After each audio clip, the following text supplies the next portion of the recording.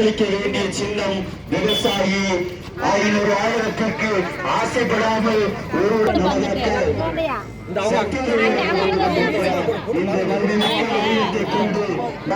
இந்த களத்தில் வந்து கொண்டிருக்கிறார்.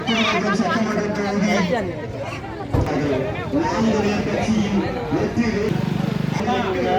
அறிவார்ந்த இளைஞர்களுக்கும் குழந்தைகளுக்கும் தாய் தமிழ் உறவுகளுக்கும் வணக்கங்கள்.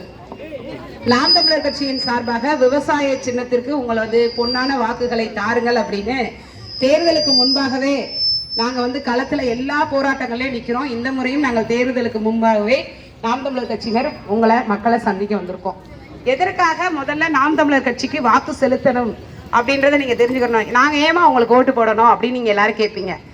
எதற்காக அப்படின்னா, நம்ம ஊர் தமிழ்நாடு, நம்ம மாநிலம். ஆனால் இப்போ ஆண்டு கொண்டிருக்க கட்சிகள் திராவிட நாடு திராவிட நாடு அப்படின்னு சொல்கிறாங்க. அப்படின்னு சொல்கிறதுனால என்ன, அதனால் என்ன, நமக்கு என்ன சொன்னால் சொல்லிட்டு போகிறாங்கன்னு நினைப்பீங்க. அப்படி கிடையாது.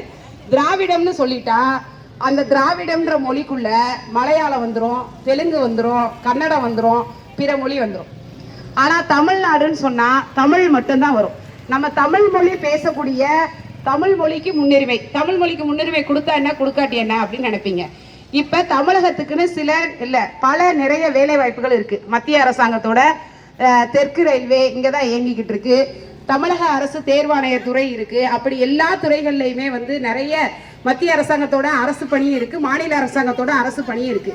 இப்படி அரசு பணியில இருக்கும் போது தமிழ்நாடு அப்படின்னு சொன்னாதான் நம்ம தமிழ்நாட்டுல பிறந்த பிள்ளைகளுக்கு, உங்களுக்கு இல்ல, நம்ம காலம் முடிஞ்சிருச்சு, இனி வரக்கூடிய பிள்ளைகளுக்கு நம்ம நல்ல ஒரு வேலை வாய்ப்பை உருவாக்கிடணும். அப்ப தமிழர்கள் நிலத்துல தமிழர்கள் ஆட்சி செஞ்சாதான். இப்ப ஒண்ணும் இல்ல, உங்க வீட்டுக்கு பக்கத்து வீட்டுல ஒரு பிரச்சனை, அடுத்த வீட்டுல ஒரு ஹிந்தி மாற்று மொழி பேசக்கூடியவங்க இருக்காங்கன்னு வச்சுக்கிருவோம். ஆனா நீங்க போய் அக்காவை அடிச்சுட்டாங்களாம்னா நீங்க போய் நிப்பீங்களா? அந்த ஹிந்தி மொழி பேசக்கூடியவங்க நிப்பாங்களா?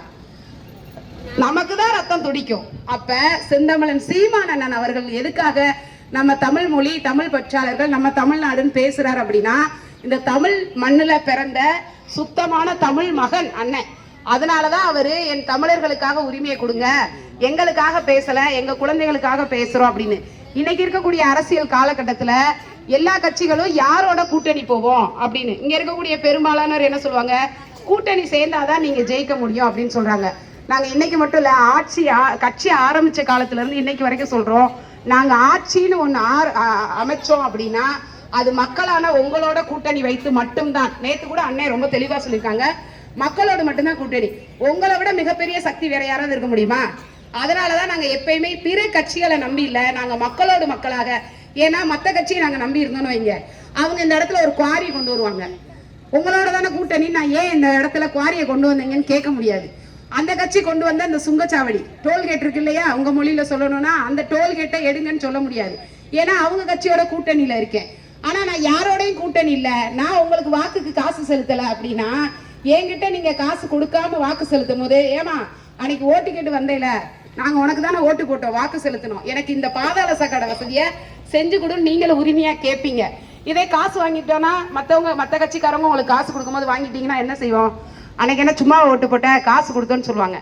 அப்படி அவங்க குடிக்கக்கூடிய காசுமே உழைச்ச காசு கிடையாது, ஊழல் லஞ்சம்னு அவங்களுக்கு மறைமுகமா உங்களுக்கு கொடுக்கக்கூடிய தொகுதி நிதி பங்கிட்ட உங்க தொகுதிக்கு செய்யாம.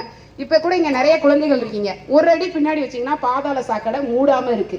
அப்ப ஒவ்வொரு நாளும் ஒரு மழை நேரம், நல்ல கனமழை நேரம், இல்ல ஒரு வாகனம் இந்த பகுதியில போகுதுன்னா அப்ப ஓரமா நடந்து போறவங்களுக்கு அது ஒரு பாதிப்பு தான். நீங்க தேர்ந்தெடுக்கப்பட்ட சட்டமன்ற உறுப்பினர் யாராச்சும் டிஎம்கே ஓட்டு போட்டிருப்பீங்க, ஏடிஎம்கே ஓட்டு போட்டிருப்பீங்க, இல்ல அவங்க கூட்டணியில இருக்கக்கூடிய வேறு யாருக்கோ கூட வாக்கு செலுத்திருப்பீங்க, தேமுதிக அது மாதிரி.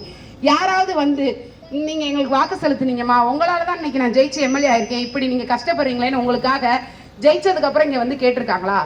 அதே இந்த தேர்தல் வரும்போது பாருங்க, எல்லாரும் வருவாங்க, நீங்க ஓட்டு கேட்டு வந்தாலும் காசு, ஓட்டு போட்டாலும் காசுன்னு காசால உங்களோட வாக்குகளை விலைக்கு வாங்க முடியும்னு நினைப்பாங்க. ஆனா 5 ஆண்டுகளுக்கு ஒரு முறை உங்களுக்கு கிடைக்கக்கூடிய மிகப்பெரிய ஜனநாயக சக்தி தான் இந்த வாக்கு.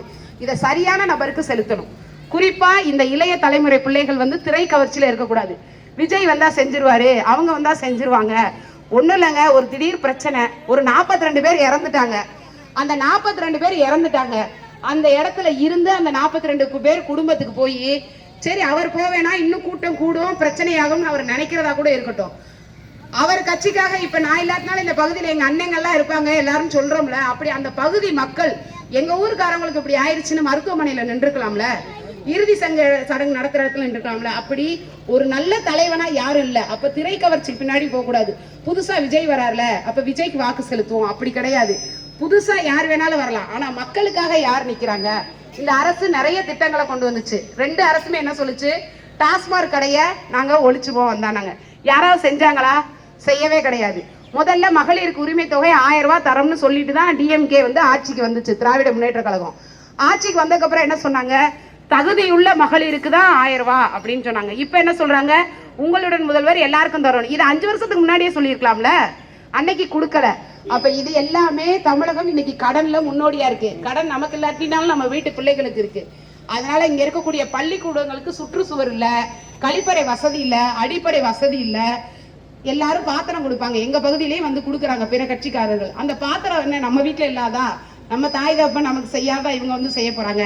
ஆனா நாங்க நாம் தமிழர் கட்சிக்காரங்க கொடுக்கக்கூடிய இந்த மரக்கன்று எப்படி நீங்க நட்டு வளர்த்தீங்கன்னா எவ்வளவு பயன் தருமோ, அது மாதிரி எங்க நாம் தமிழர் கட்சியோட பிள்ளைகளும் சரி, அண்ணனால் தேர்ந்தெடுக்கப்பட்ட வேட்பாளரான நானாலும் சரி, உங்களுக்கு ஒரு பிரச்சனை அப்படின்னா களத்துல உங்களோடு ஒருவரா நின்று நாங்க பயந்தெல்லாம் ஓடிட மாட்டோம். உங்களில் ஒருவராக இருந்து உங்களுக்காக போராடுவோம். இப்ப ஆட்சி அதிகாரம் எங்க கையில இல்ல, அதனால போராடுறோம்.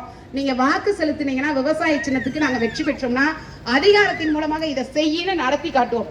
அதனால உங்களோட பொன்னான வாக்குகளை விவசாய சின்னத்துக்கு தந்து பெருவாரியான வாக்குகள் வித்தியாசத்துல நாம் தமிழர் கட்சியை வெற்றி பெற செய்யணும்னு ரொம்ப பணிவா கேட்டுக்கிறேன். நன்றி.